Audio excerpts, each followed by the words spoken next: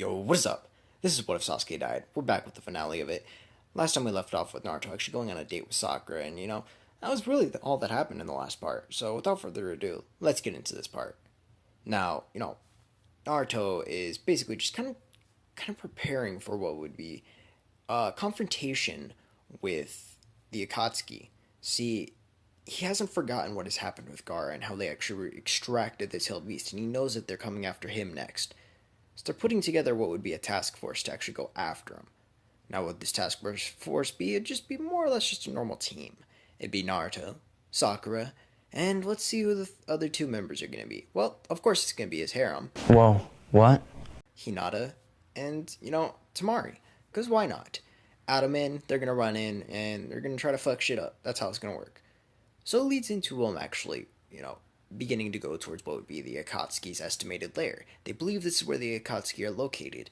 It is where they've been kind of hanging out in the process of coming after Naruto, of course. They've heard about his just overwhelming power, so they're sending a few people this time instead of just two. Now, these people are, of course, Kakazu, Hidan, and Pain. That's all they're sending.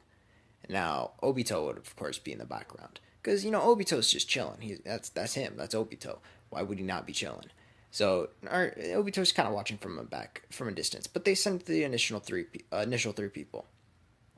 So, as Naruto and his team actually walk up and they actually confront them, they confront them in a more casual manner. Naruto just walks up and says, hey, you guys are the Akatsuki, are you not? They immediately get on guard. Now, Pain is just like, so instead of us coming to you, you're going to turn yourself in.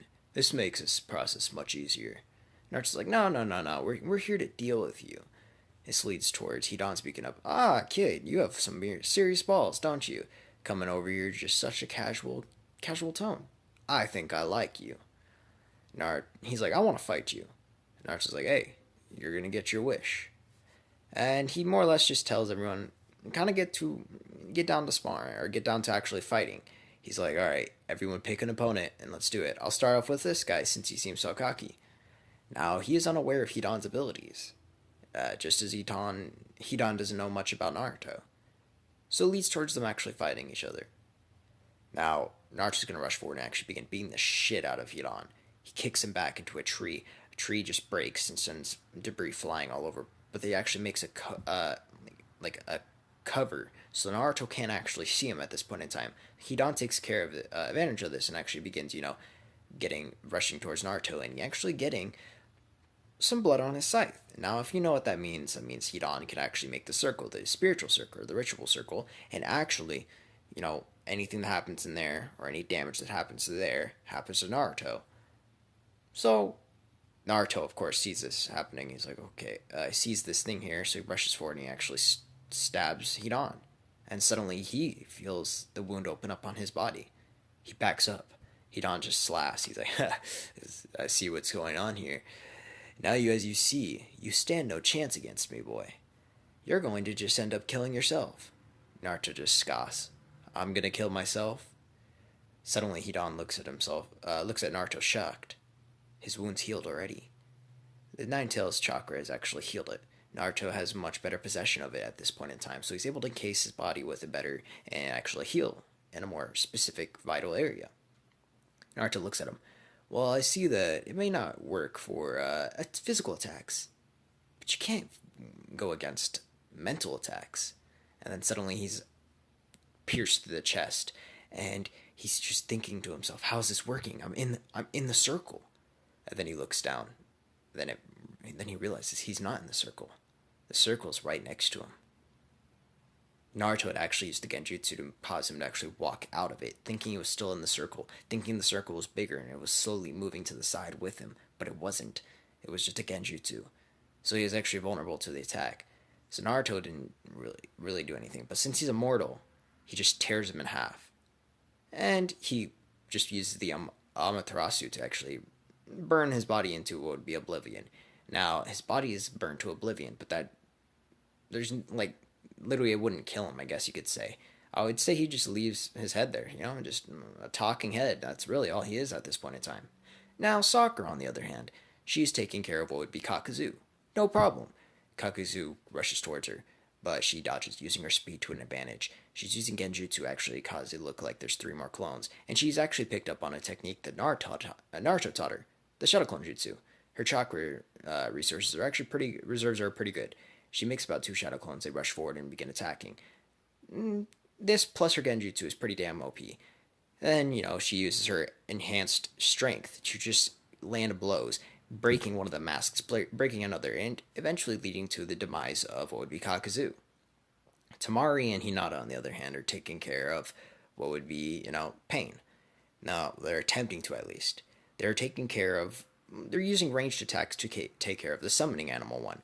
Now, this is no problem for them. They take care of this using their combined attacks, which they have refined to a much greater degree, trying to impress Naruto. They're Then they move on to what would be the chakra absorption one. This leads towards Hinata running forward, trying to use her attacks, but he just keeps more or less kind of absorbing the chakra from it, but he still receives quite a bit of damage, having to use the Shinra Tensei. By Shinra Tensei, I mean the smaller version, not the actual full powered attack, because it would be a little excessive at this point in time. He pushes Hinata back, leading towards him rushing forward another path of pain, trying to stab down on her. As she's about to get stabbed, Naruto rushes in, or just kind of appears forward and just grabs the wrist of the pain, flipping it over and slamming it down. This is the one that uses the regeneration to actually revive or to heal things with the one mouth. And Naruto just immediately just incinerates it with the Amaterasu. Then he rushes forward towards what would be Pain. Now Pain goes forward trying to attack Naruto. Naruto dodges. He's using his Genjutsu to a pretty good degree. But then he realizes Pain's Genjutsu is almost the exact same level. He's not able to do any Genjutsu against Pain. Pain just seems to see right through it. Pain rushes forward, trying to stab Naruto. Naruto just actually lets it phase through himself. Naruto is Pain is a little surprised by this, as well as Obito in the distance. Naruto grabs the main Pain's clone, or the Yahiko body, and he just snaps the neck. And it leads towards them all taking care of all the paths of Pain. This would lead towards, what would be the main paths, the main body of Pain being dealt with at a later point in time. Now, how's it going to be dealt with? Naruto sends the others there, because he does sense Obito in the distance. He says, Sakura, Hinata, and of course Tamari, I want you three to go and take care of real Pain. And he gives them the coordinates. They go. Now, Konan might be a challenge to them, but they should be able to handle it, especially with their Genjutsu abilities. So it's going to lead towards them doing that. But I believe it would more or less just lead towards, them kind of talking it out. And, Pain just being like, oh, shit, bro, my bad. Good thing I didn't kill anyone this time. So I would say Pain would actually convert. Because why not? If not, Naruto will come over and beat his ass. As simple as that. So it leads towards Naruto actually fighting against what would be Obito. He calls him out. He's like, I hear you. I feel your presence. Why don't you come out and fight me? Obito faces downward.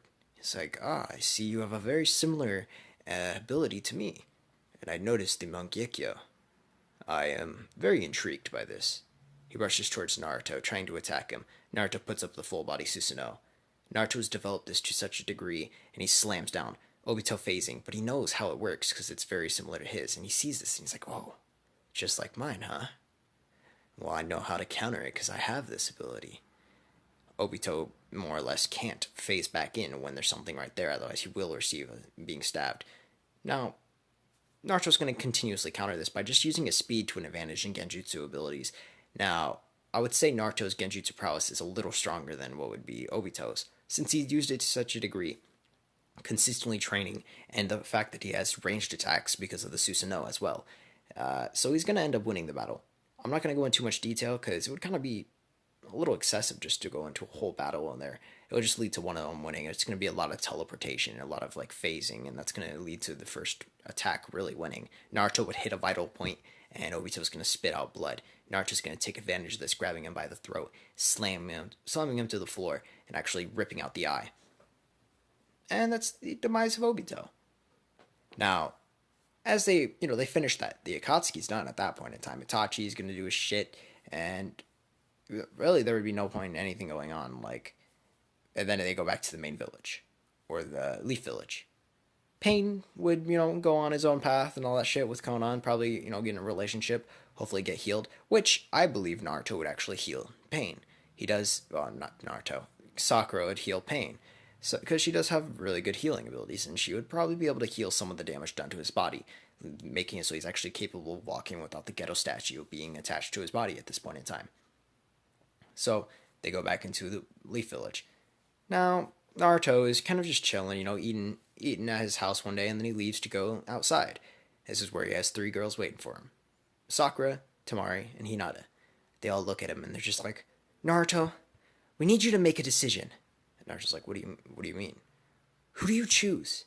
Out of us 3, who do you love? Who do you want to marry?" They all look at him with anticipation. Naruto's like, "Oh, well, Hinata." Hinata's face goes bright red, and then suddenly says, "And Sakura, and Tamari," and they all look confused. What are you talking about? He's like, "I want to marry all of you. It's simple as that." Oh! Ew! Dude! What the fuck? There's no fun in just having one. Why not have 3? They're like, I'm fine sharing you. That's what they would agree to. It would more or less just lead to an arrangement where they share them. And, that's going to be the end of this video. Thank you guys for watching. Make sure to like, subscribe, turn on post notifications. Yes, this was the finale. There wasn't much to really go on in it. I should have another video out. Should be the Symbiote series, another part to that one coming out tomorrow. Or maybe later today. I haven't decided what I want to do. So, thank you guys for watching.